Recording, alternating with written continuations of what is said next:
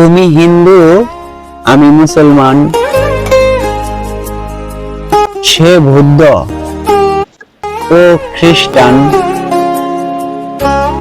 সবার মালিক এক যদি হয়, তবে কেন মানুষে মানুষে এত ব্যবধান? তাই চলো সকলে জাতি, ধর্ম, বর্ণ ভেদাভেদ ভুলে মানুষকে মানুষ হিসেবে করি সম্মান। আবার শোনা যায় লালন ফকির কয়,